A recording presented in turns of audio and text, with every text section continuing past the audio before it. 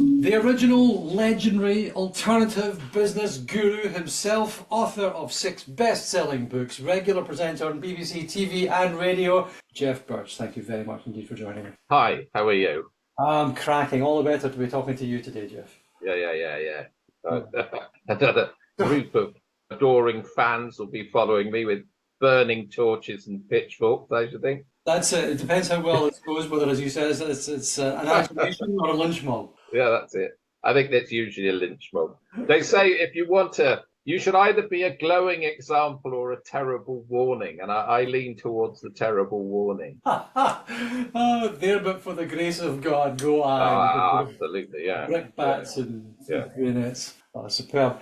Tell both of my listeners then, Geoff. Tell all about yourself. Where are you from? What's the story here? I'm a business guru. You are the business guru. I go around the world guruing to various people. I speak at conferences, big conferences. I'm not sure anybody ever listens to me. I'm probably the most miserable person in the world. If I smell flowers, I look for a funeral, you know. And it's I was brought up by an old bitter-fisted Viennese psychiatrist, my dad, and he had a terribly bleak look on mankind, and I've got it too. And so I do see a lot. I'm passionate. I hate that word. Oh God, I hate that word. Enthusiastic. I'm enthusiastic about management and business and everything else, but I can see the flaws in it.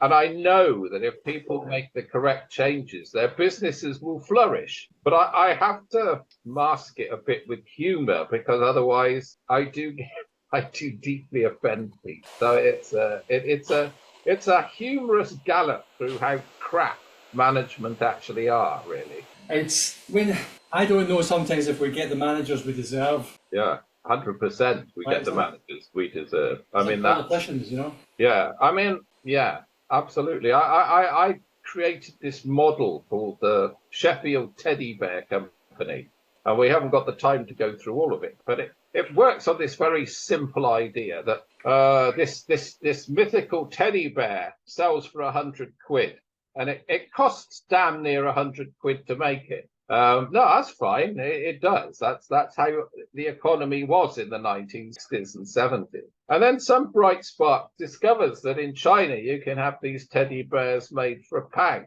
you know, and so they immediately move they lay off all their skilled people, the eye forgers and the plush manufacturers and the seamstresses and the K-pop spreaders are all fired. And this company goes from some weeks when the teddies cost £101 losing money, and the weeks when teddies cost £99 making money, and they sell, well, I don't know, 1,000 teddies a week. So they're making 1,000 quid a week. Now they're making £99,000 a week, you know, because they're shipping the stuff in from China. They've devastated the town's economy, but on the whole, the guys who own the teddy bear factory are doing very well. And then the government's saying, well, you've got an awful lot of money. We ought to have some of that off you. In fact, we'll have a lot of it off you, you know. So what they do then is they build this glittering building next to when they've demolished the manufacturing, they build this glittering building. And they fill it full of HR managers, production designers, marketing, telephone sanitizers, everything, to gobble up this spare £99,000 a week. Now the people in the town are saying, "Oh, look at those hands; they're crippled from forging glass eyes for those teddy bears. I don't want my children to be like that. I want them to be managers." So they borrow 60,000 quid to go to some crap university that used to be a quick and come out with a business degree where they go and work in forward production management or, you know, strategic planning for the teddy bear business or something. And it all kind of worked until the Macclesfield Teddy Bear Company, who've done exactly the same trick, realised that because they're only paying £1 to make their teddy bears, they could sell them for 90 quid. So the same happens until they get down to selling teddy bears for 2 quid each, and have both had to lay off all their office staff who have no actual skill in life at all. So it does worry me a bit that managing bugger all and not making anything, which is the kind of key to it. I love that. I love it. It's, I mean, okay, starting with HR. I mean, I've been working and selling to HR and learning development people for years and years. Yeah. And some of them are magnificent. And if you're listening, you are one of the magnificent ones. Yeah. But the vast All my clients are the magnificent ones as well, I might know. The ones who pay me. Definitely, definitely.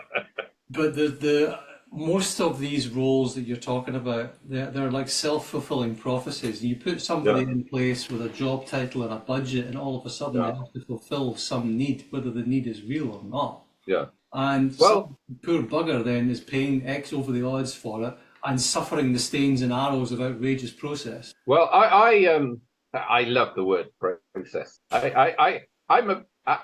This idea, I created this, another one of my fantasy stories, with this idea of arming the peasant. Love that. Love that. And the idea is that the old king or duke or whatever he was died. He's a fairy tale king and he dies. And the frog prince, who's been a frog up until now, until some idiot kissed him, goes to the treasury that's packed with gold, but isn't, finds half a biscuit and some mice droppings. So immediately, now he's in charge of this organization, but by birth, not by intelligence, decides that what he really ought to do is get the consultants in. So he rings Machiavellian, who come and do a learning curve exercise and send him a huge bill, which he can't pay. But they come up with this idea of agility, lean, and a flat organization, you see. Total so he says, quality management. Yeah, and he says, well, what's all that mean? He says, what you do is you're carrying this massive cost of the head office, or the castle, as we call it. You've got ladies in waiting, you've got footmen, you've got the kitchens, you've got the night, the money your night spend cost unbelievable. Get rid of all of them, every one of them. You're going to flatten the organization. We're going to empowerment. So what we're going to do, the peasants do all the work, you get the money. Peasants, money, work. So the peasants can have a subsistence thing that they've always had, and then you get all the profit. Flat organization, you see. Brilliant. And this works wonderfully, you see. Wonderfully. Until he realizes that the baron next door is actually still working on the old principle of having lots and lots and lots of soldiers, which he hasn't got anything to do. They haven't got anything to do. He's spending a huge amount of his money from his peasants on this standing army that have got bugger all to do, and in fact might assassinate him. Right. So what he does, he starts gathering the troops, Putin-wise, on the border, ready to invade. Which time our prince panics and goes back to the consultants, who hand him another large invoice, and say, you see, this is what the key to this is now, is empowerment. When you have a flat organization, you have to have empowerment. And he says, well, what does that mean? And he says, what it means is you arm the peasant. See? And he says, well, oh, bloody hell, they hate me. I seized their virgin daughters. I enslaved their children. I'm not giving them guns. If I give them guns, they're going to shoot me in the arse. You know, that's the first person they're going to shoot is me. And this is like business organizations with empowerment, you see. No business really wants to give power to their staff because the staff hate them and they can get up to all sorts, you see. So what happens then is that the consultants go, no, you see, this is the clever part about this. You give the peasants guns, but you don't give them any ammunition. So they... Genuine empowerment, corporate empowerment. They look armed.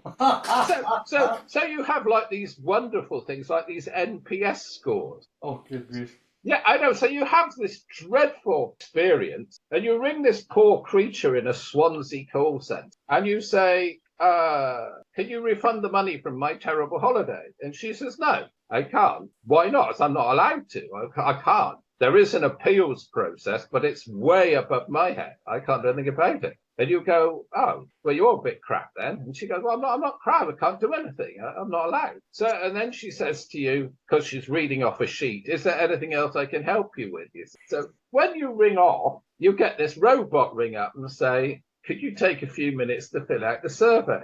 Would you score like 1 to 10? Well, if you give her a crap score all the way along the line, but it's not her fault, then the company says, we have failing staff, we'll go and give them a good kicking, you see, without actually giving anybody any power to do anything. So the word, I got a boss when empowerment was really fashionable. It was about 20 years ago. I got a boss ring me up and say, I read this Tom Peters thing, this excellence. Well, we're going to be excellent. I want you to come here and do a project with us, uncompromising excellence, obviously within a very limited budget. But I want you to empower my staff, you see. And I said, well, empower them to do what? And he said, well, I want you to empower them. Empower them to what? To move us into the 21st century through empowering teams.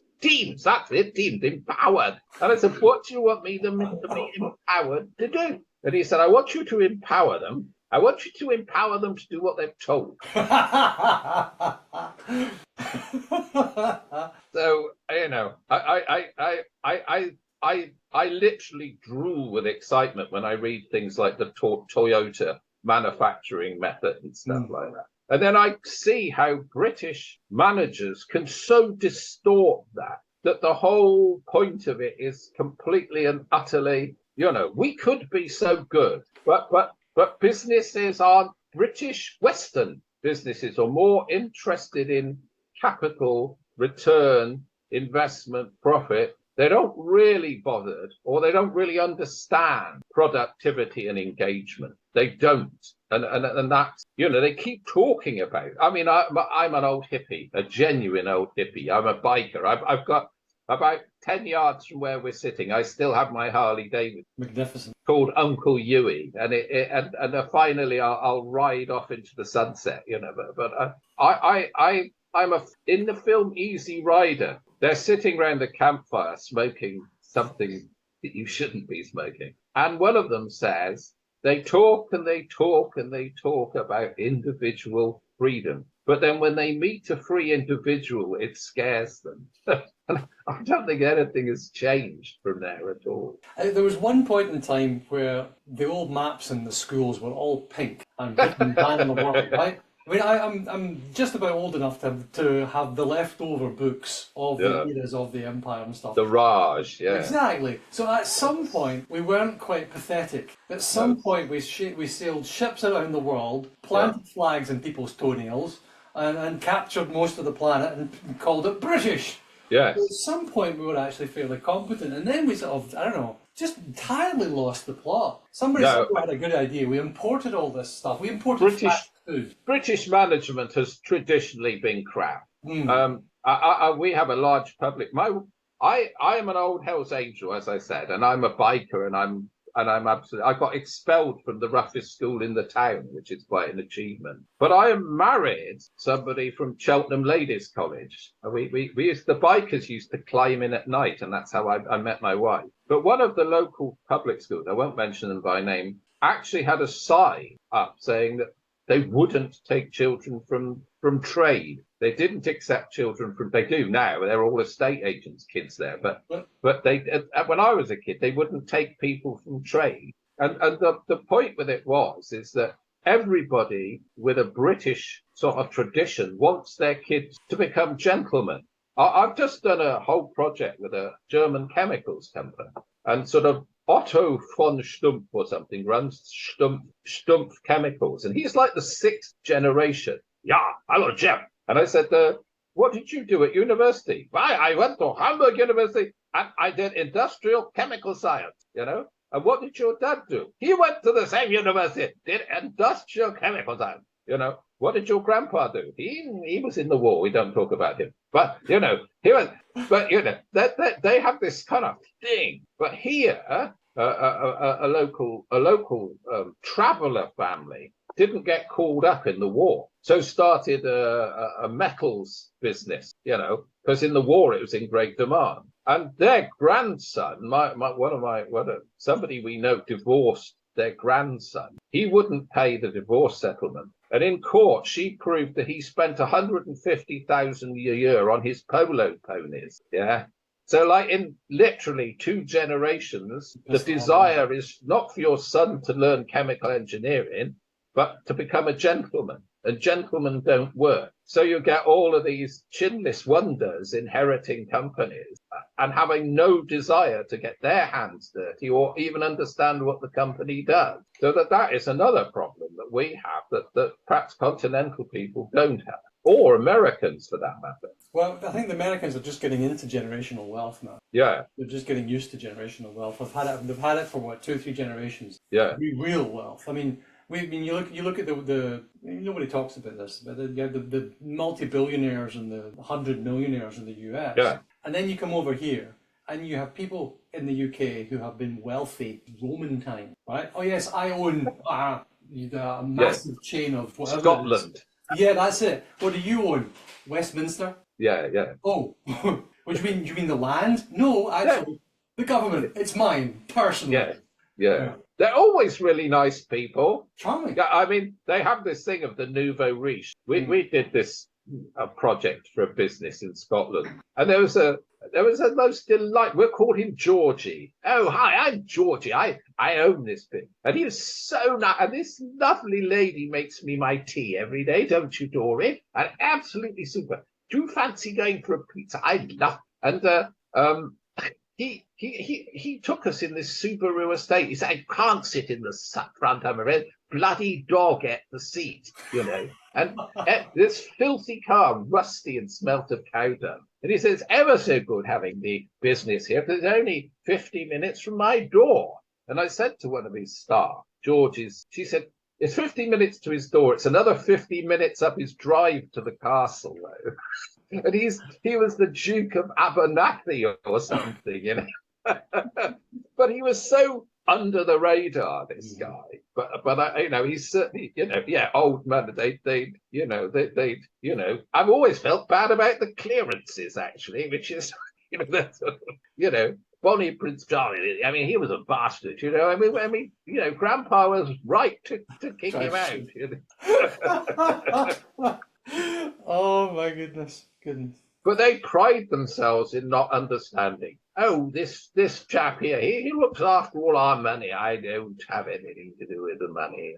And for my misery and shame, both of my sons became lawyers. But my younger son, who's a hooligan, he's a barrister, right? And this is British through and through and through. In the back of his gown is a pocket. Every barrister has a pocket between their shoulder blades. Mm-hmm. And it's so the clerk can put the little bag of gold in there, and a gentleman never touches money, and they can't reach their money. It's all handled by so when they stand for you at the Old Bailey for you to be hanged or whatever, a little bag of gold is put in the pocket that they can't reach, you see. That's fantastic. I love that. I did not know that. I did not know that. But how then? I mean, if you're going around guruing, you must have some hope and some idea for how do we go about fixing something. It has to be carrot, not stick. It's good. And you can, I think we forget our customer. Yeah, and I think you can show companies how much money they make if they get it right. I mean, I hero worship and dislike Disney, because Disney, for their kind of their uncompromising attitude to being Disney, but that compared to a fun fair that comes to your town, which is all they are, the way they handle and manage their brand and the way that they kind of do the whole customer experience thing. It doesn't work in France because you can't make French people friendly, helpful, and polite, but in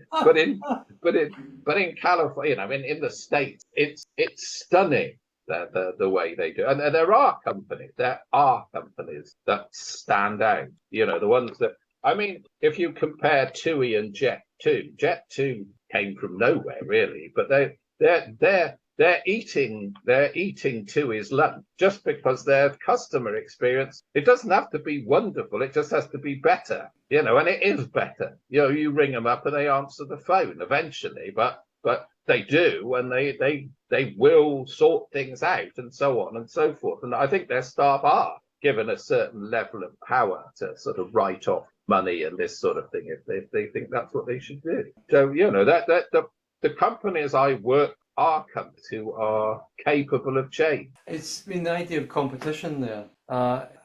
You look typically at people who do similar things to you. Yeah. I think that's kind of the wrong way of looking at competition. You end up doing the wrong things because someone who does something similar to you is in your industry, and you're from inside your world is looking at inside somebody else's world. In reality, you're going to be looking at it from the point of view of the guy with the money. Yeah. The guy with the money is comparing his insurance provider with Tesco.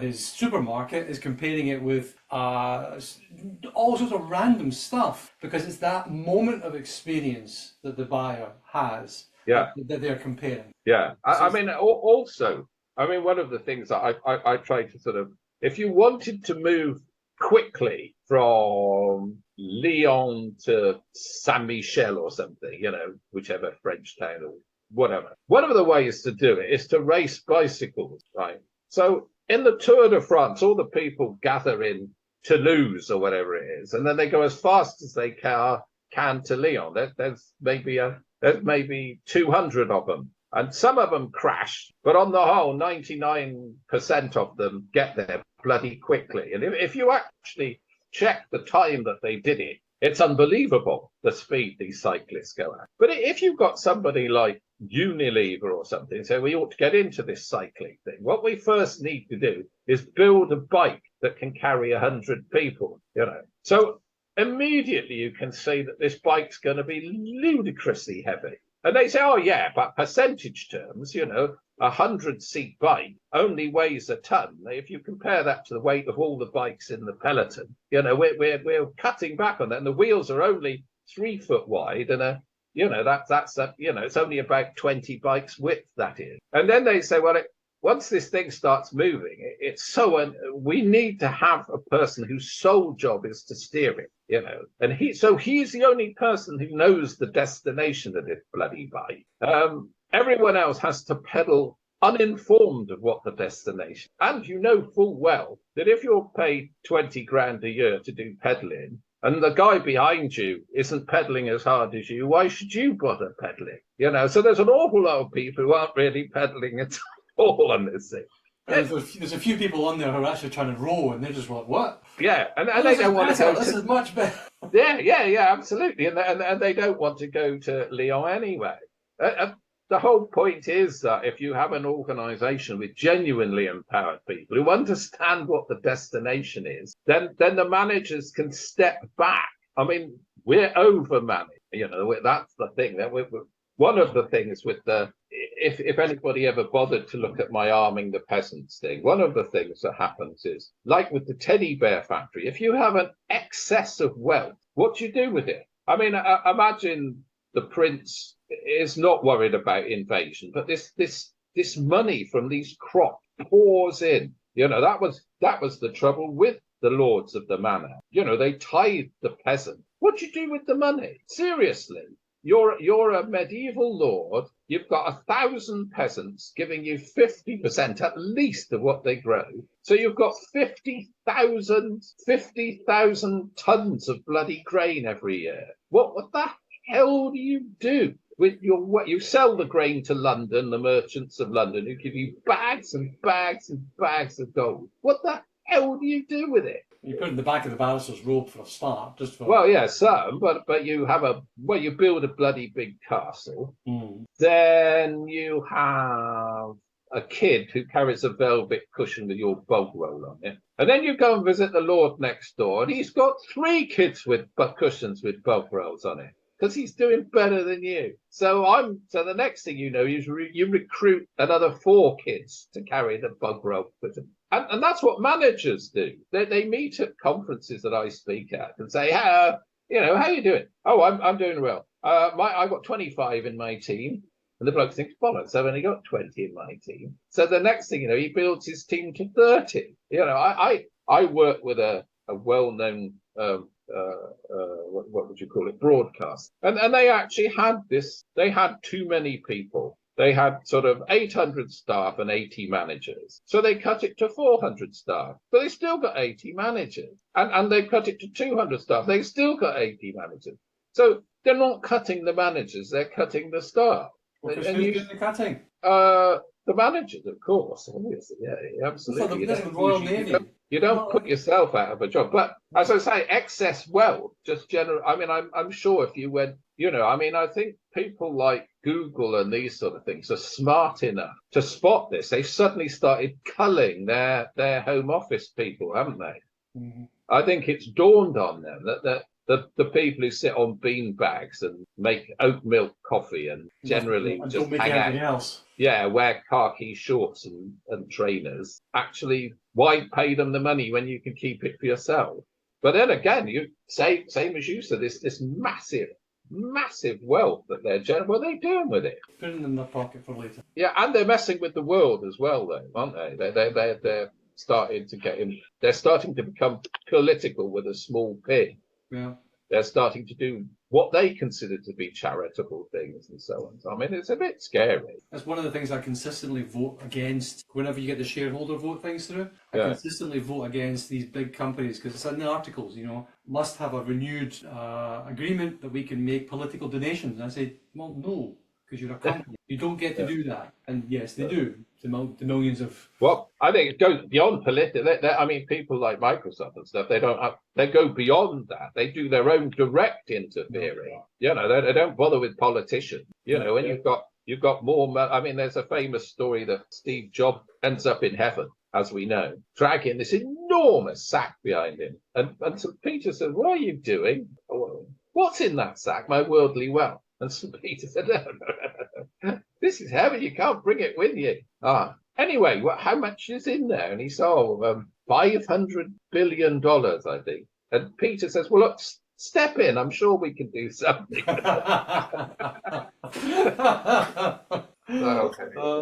Yeah, it is the self-fulfilling prophecy. The minute you put people in position with a title and a budget, they have to do something, and this is something, so this is what we have to do. And it just keeps on going and going, and you eventually can't get fired. You can't get rid of them until somebody comes along and fires 3/4 of Twitter, and nobody notices. That's the terrible part. Nobody notices. I think there's many people there's lots of nonsense jobs out there, especially in middle management. And they're just nonsense. In some part of your head, that I'm completely pointless. But I'm still busy and getting paid a ton of money. Yeah, well, I'm not going to, absolutely. Yeah, I mean, have you ever read... And she said, there were people there who said to her directly, I've got 5 years to go, don't rock the boat, basically.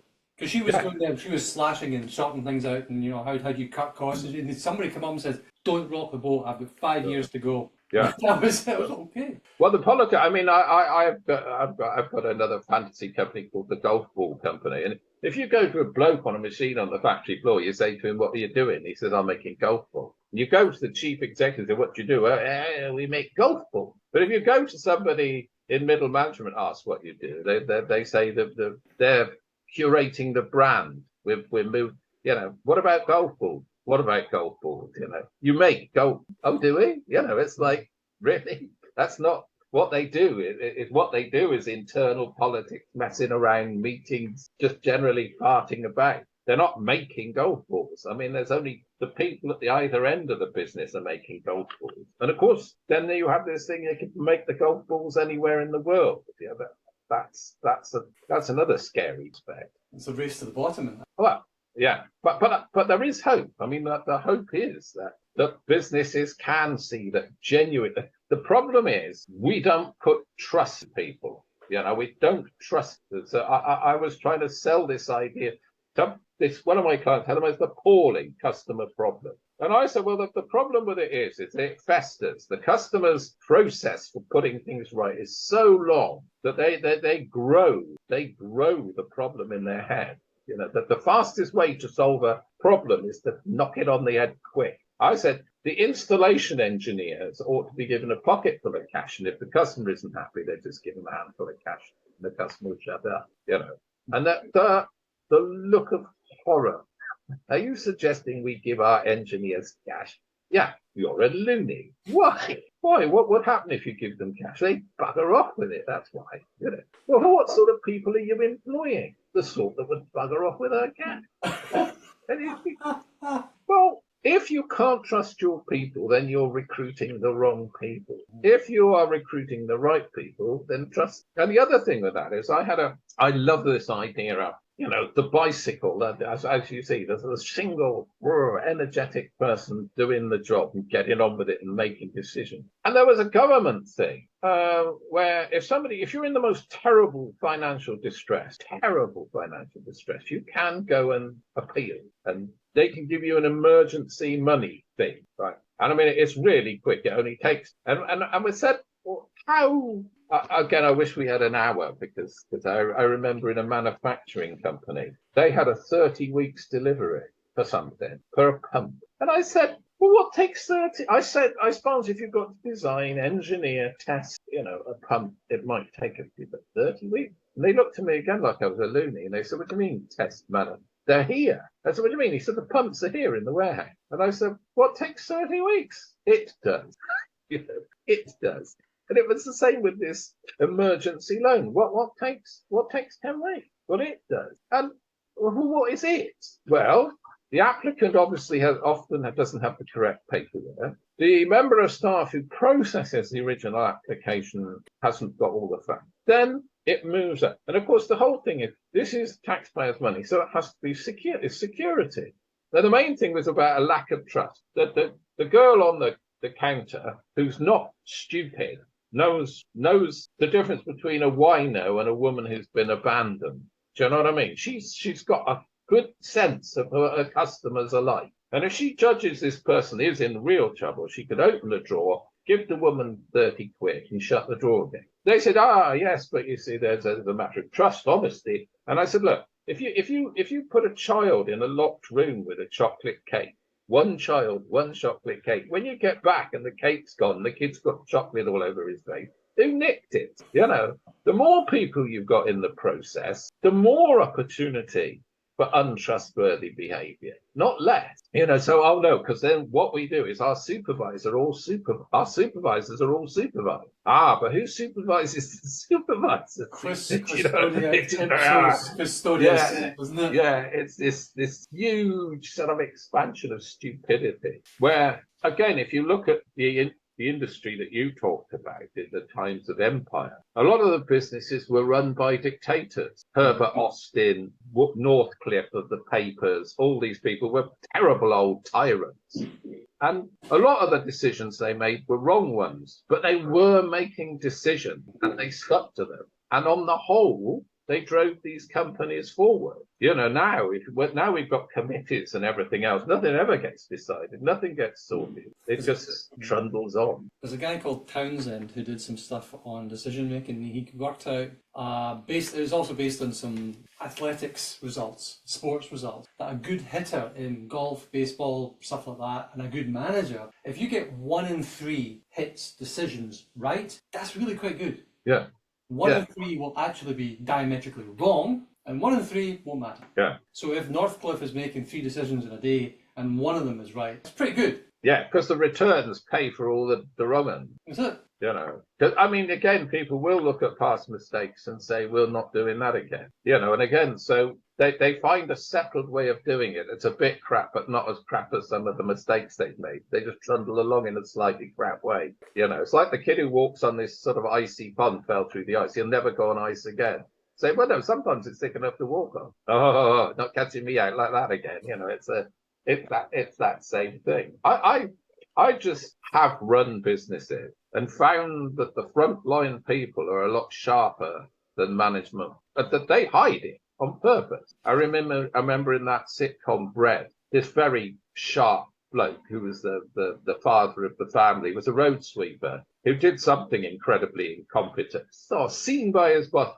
But the mother, who was the boss of the family, shouted up the road to his supervisor, "You hired his hands, not his brain." Which is, it's such a British statement, that. Hired his hands, not his brain. This idea of malicious obedience, Oh, yes. Passive aggressive. We're masters of that. Yeah. Oh, yeah. You want me to screw that on there? Yes, do it. Okay. So when the water comes pissing out through the wall, Didn't you realise there was a, well, you told me to screw it there. Yeah, I knew there was a water pipe there. You didn't ask me about the water pipe. Oh, this is where the carry-ons come from and all that sort of. Oh, that's brilliant. Oh, well, quite, again, this idea of hilarious idea of the British worker who, and again, I have the same issue with Dilbert. Mm. You know, everybody loves the Dilbert cartoons. You do not want a Dilbert working for your business. You don't want a Dilbert organization. It's a nightmare. Well, yeah, the whole Dilbert is just as bad as his boss. You know, Dilbert undermines all the time. He isn't particularly bothered about it never explains in the Dilbert cartoons what the business actually does. And he doesn't care either.